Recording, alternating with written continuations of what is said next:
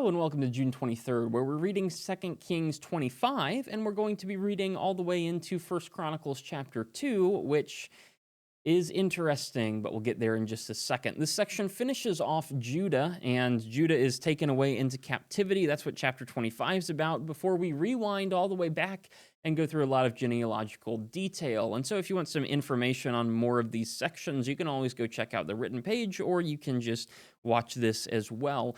In chapter 25 of 2 Kings, Nebuchadnezzar comes in and he finishes off Judah. Zedekiah was the king, but as we left him off at the end of 2 Kings 24, he was about to make a very stupid decision, which was to fight Babylon. And of course, that doesn't work out well for him.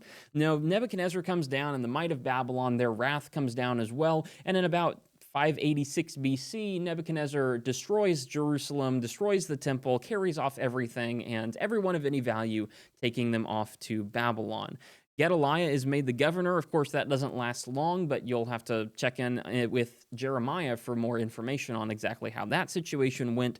Jehoiakim, the previous king, is given a bit of mercy, but Zedekiah has his children killed in front of him, and then his eyes are put out just because he rebelled against Babylon, and that was not acceptable. Basically, don't fight Babylon. That's not going to go well for you. That's the message that Jeremiah tried to give Zedekiah the whole time, but Zedekiah ignored it, and here we are. As you get in First Chronicles, then, you start with a big genealogy, and really the first, I believe it's about 7 chapters of Chronicles. Nope, I'm wrong. It's about the first 9 chapters of Chronicles. They are all genealogy chapters, mapping out people's births, mapping out people's families, and honestly, it doesn't really do that much for me. There are some interesting notes to put in there. There's some interesting things that get written in the genealogy as far as what gets recorded, but primarily it is a bunch of names, and most of them are I just don't have that much to say on them. So writing this out for the scripture reading was actually pretty easy because I really just don't have that much to say. And so we kind of skimmed through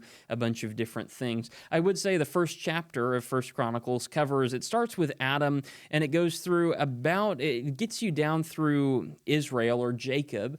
And chapter 2 gets you down from Jacob down through essentially Judah. It focuses a lot on Judah. Judah is the main one we're going to follow because David is from Judah. Ultimately, Jesus is from Judah. That's the line of the kings. And so First Chronicles, which is a book about the kings and about David, really needs to focus on the kingly lineage. But that's where I'll leave it for now. We'll pick up with this tomorrow in First Chronicles 3, 4, and 5, and it's going to be a lot more names.